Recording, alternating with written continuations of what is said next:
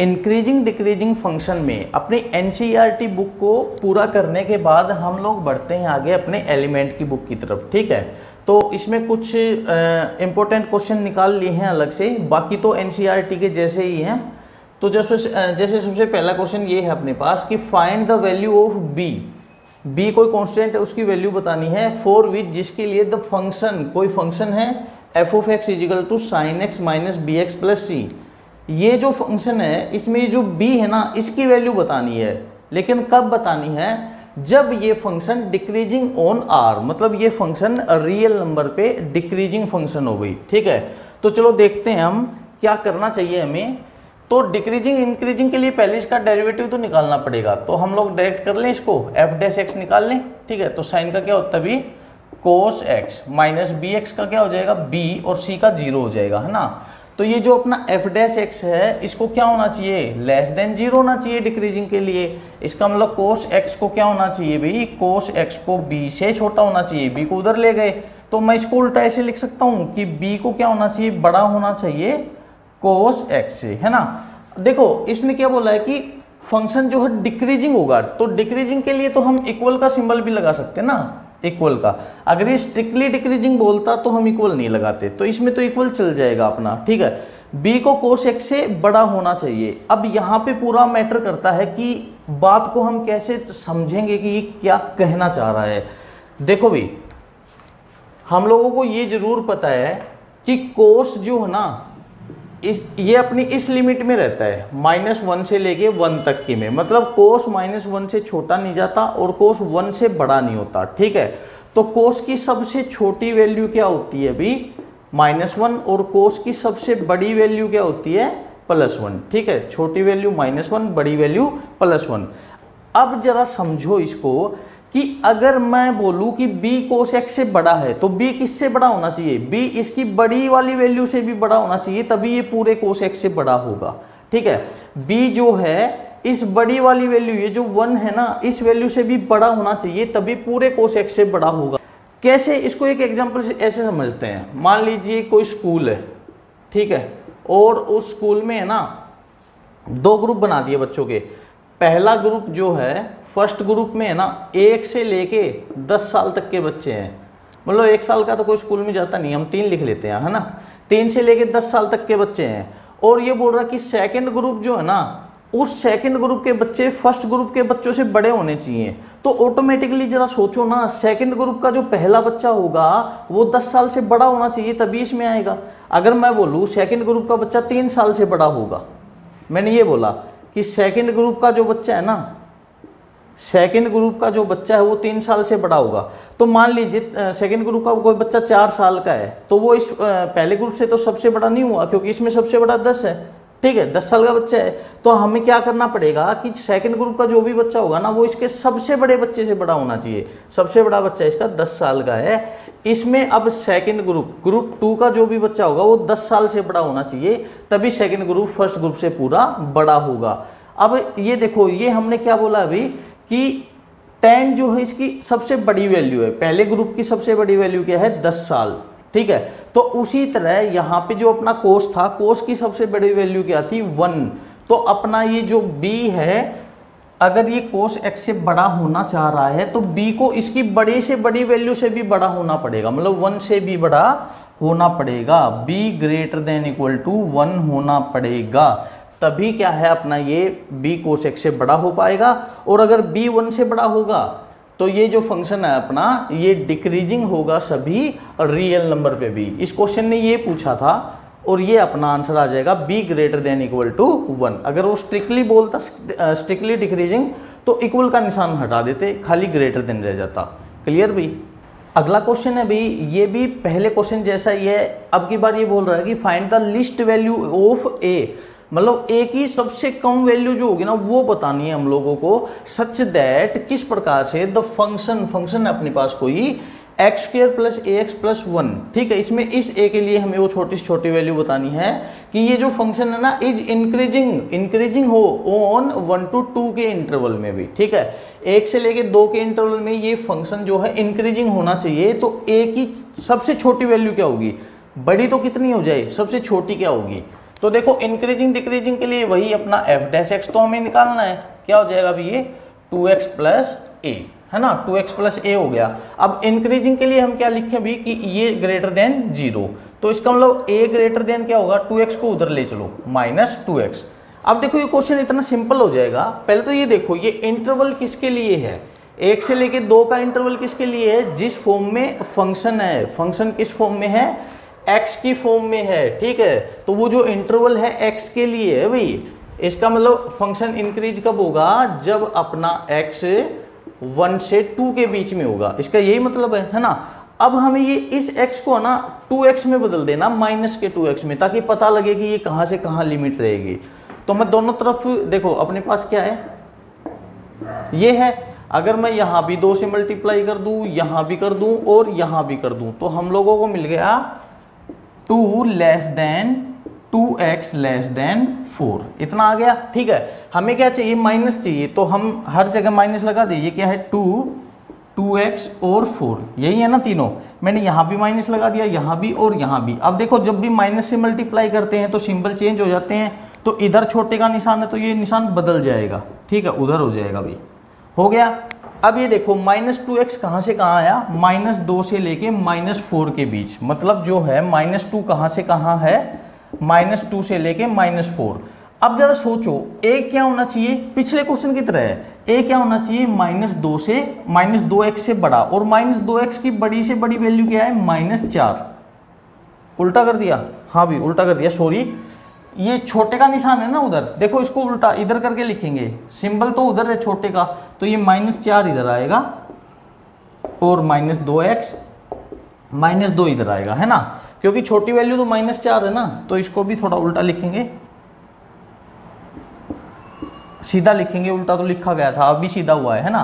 तो -2x की सबसे बड़ी वैल्यू क्या है, -2। इसका मतलब अगर a इसकी बड़ी वैल्यू से भी बड़ा हो गया, ठीक है, तो अपना काम बन जाएगा जो हम चाह रहे हैं। तो x क्या होना चाहिए, बड़ा होना चाहिए -2 से भाई, ठीक है। इसने यही पूछा था कि लिस्ट मतलब सबसे छोटी वैल्यू क्या होनी चाहिए, तो सबसे छोटी वैल्यू इसकी -2 होनी चाहिए भाई, कि ये अपना जो फंक्शन है इंक्रीजिंग होगा कहाँ, ओपन इंटरवल 1 to 2 में भाई, क्लियर।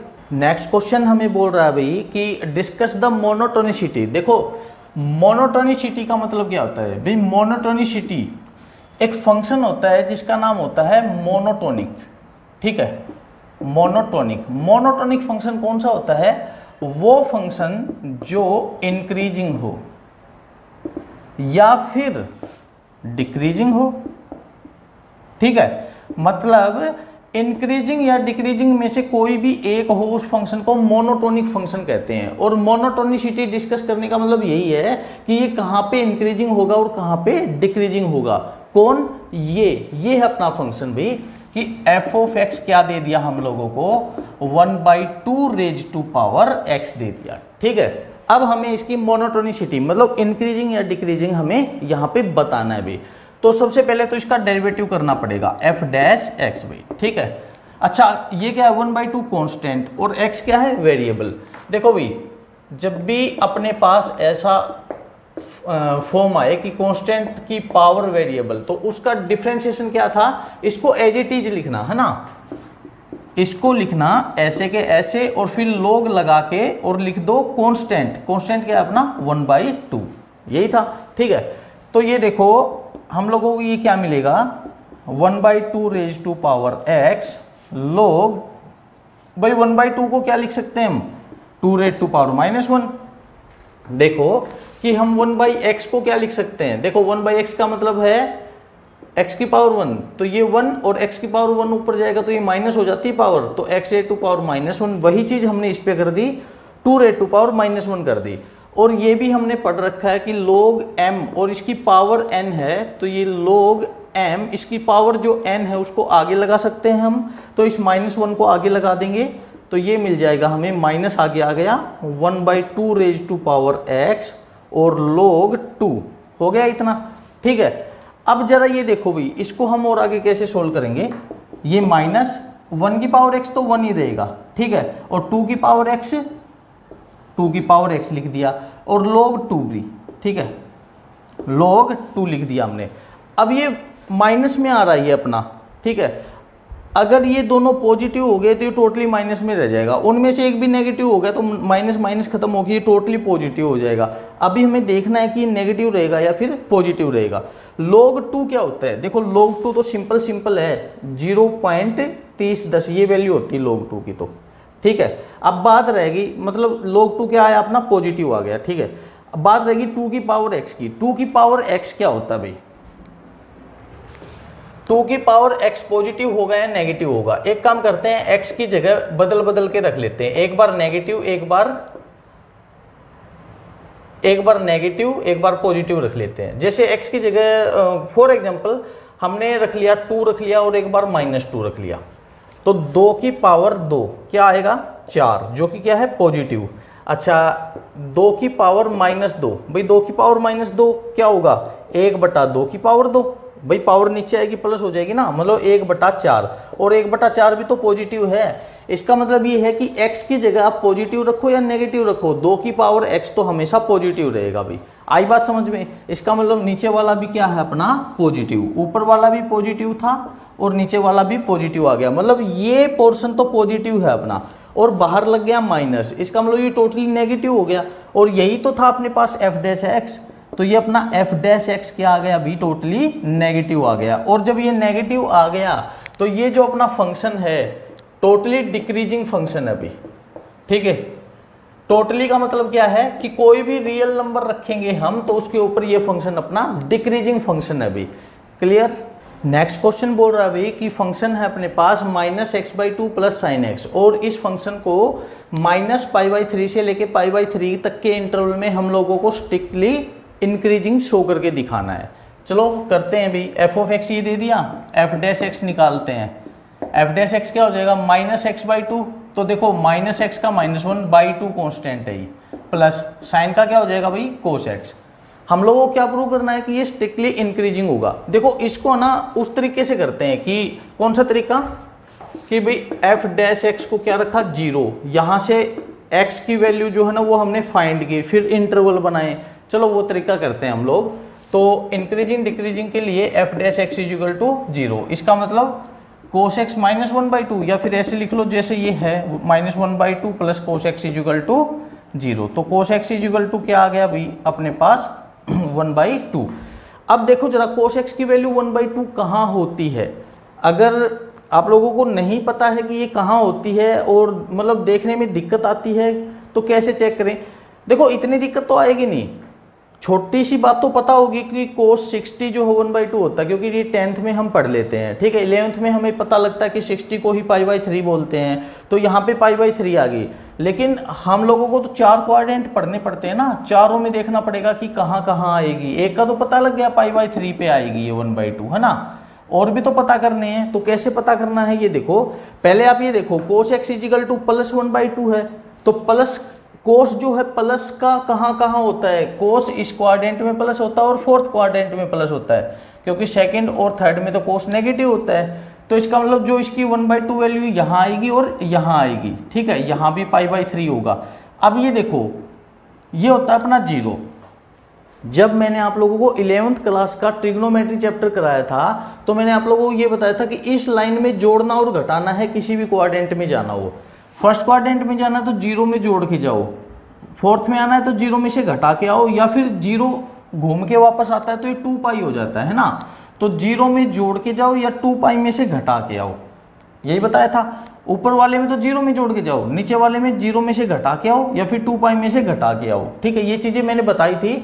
आप लोग जो ट्रिग्नोमेट्री मैंने करा रखा है 12th क्लास में भी उसका इंट्रोडक्शन दे रखा है, 11th का मैंने, उसमें भी देख सकते हो, या फिर यहाँ पे मैं थोड़ी छोटी छोटी बातें बता रहा हूँ, इनसे ध्यान कर लो कि 0 - π/3 होगा तो ये -π/3 हो जाएगा। इस क्वाड्रेंट में -π/3 बोला जाएगा, उस क्वाड्रेंट में π/3, और ये यहाँ आ गया जैसे, ठीक है, ये एंगल यहाँ आ गया π/3 -π/3।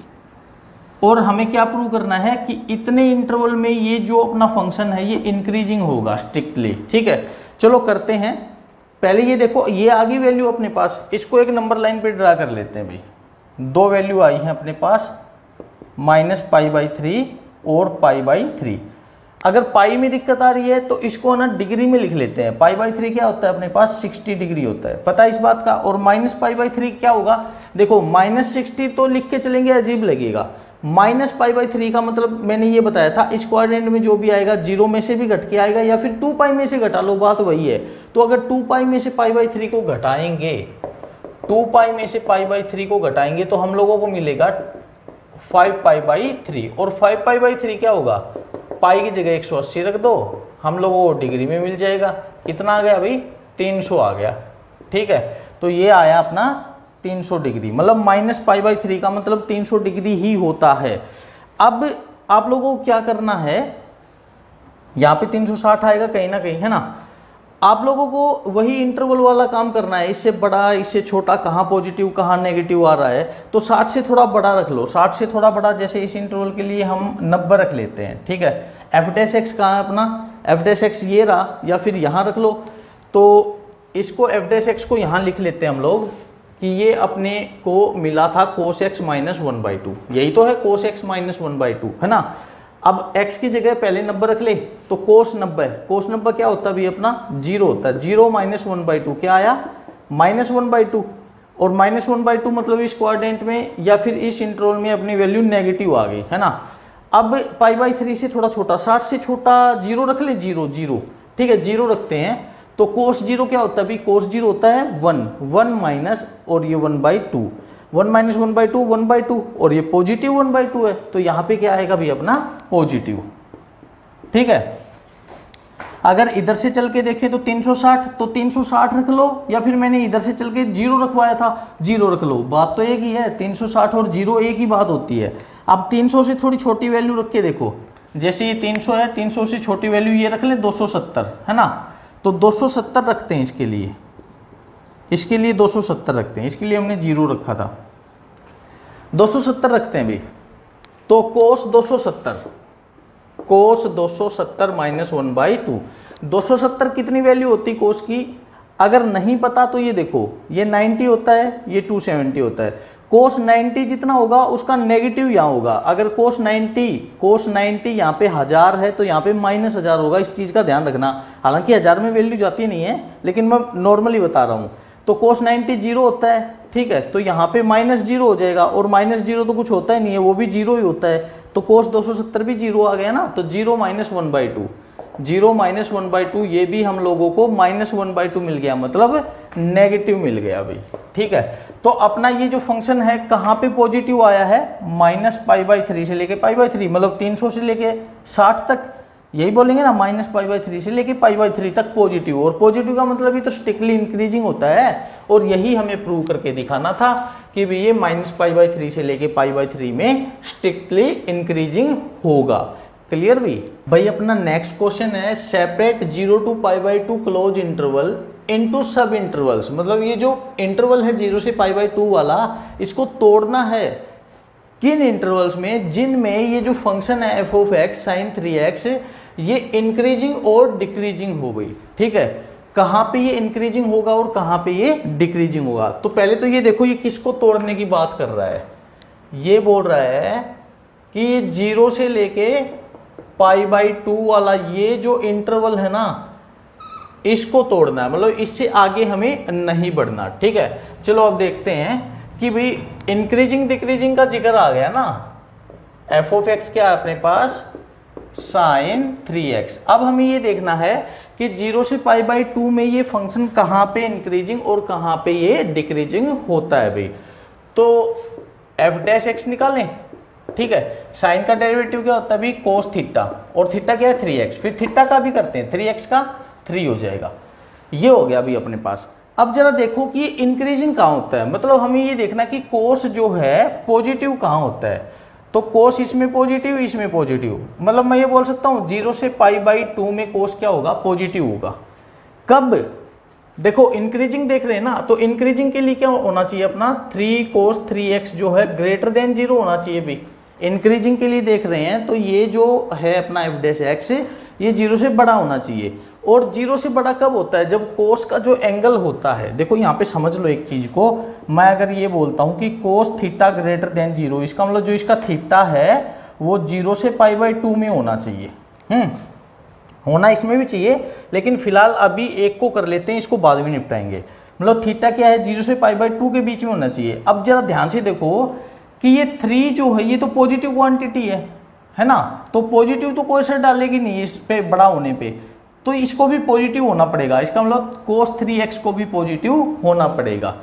नहीं समझे इस बात को, मैं दोबारा बता रहा हूं कि 3 पॉजिटिव है, ठीक है, और तो cos 3x को भी पॉजिटिव होना पड़ेगा भाई, पॉजिटिव इंटू पॉजिटिव तभी तो ये ग्रेटर देन 0 होगा, ठीक है। इसलिए उसको तो हटा दिया हमने, बात बच गई इसकी, cos 3x को ही 0 से बड़ा होना पड़ेगा। अब cos 3x 0 से बड़ा होगा, मतलब इसका जो एंगल है 3x, ये 3x कहां से कहां लाई करेगा, 0 से π/2 के बीच में। तो अगर हम 3 से डिवाइड कर दें यहां भी और यहां भी, तो हमें क्या मिल गया अभी, 0/3 0 और 3 से 3 खत्म x, और ये क्या हो गया π/6 भाई। हमने 3 से डिवाइड क्यों किया, क्योंकि हमें 3x नहीं x चाहिए, क्योंकि फंक्शन अपना x की फॉर्म में है, तो हमें यहाँ पे x चाहिए, ठीक है। तो अपना फंक्शन जो है इंक्रीजिंग कब आएगा, जब 0 से π/6 के बीच में होगा। तो π/6 मतलब 30 डिग्री, हम यहाँ पे ले लेते हैं इसको, ठीक है, ये π/6। तो इसमें इस वाले इंटरवल में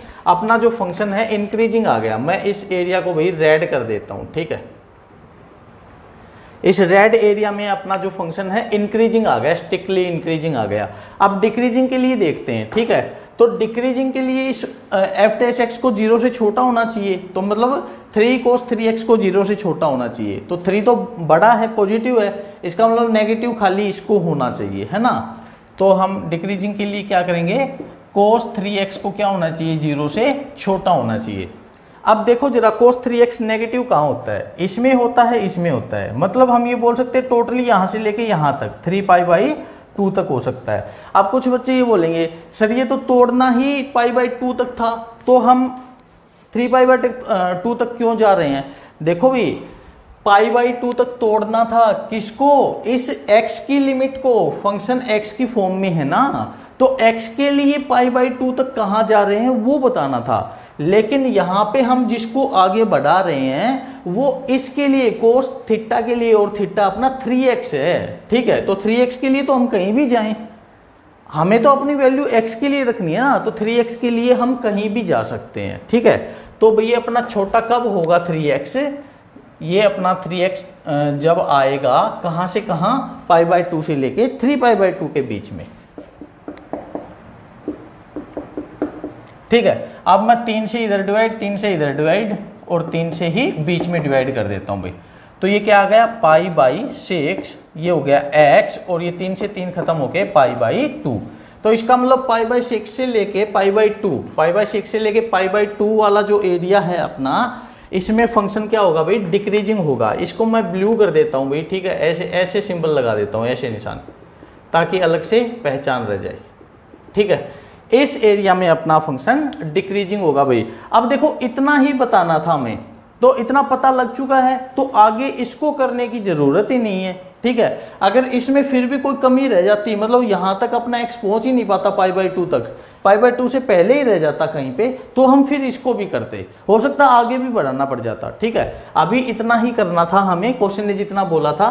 तो इसका मतलब क्या आ गया अभी, 0 से π/6 हमें मिल गया, 0 से π/6 जिसमें अपना फंक्शन क्या है, इंक्रीजिंग, और π/6 से लेके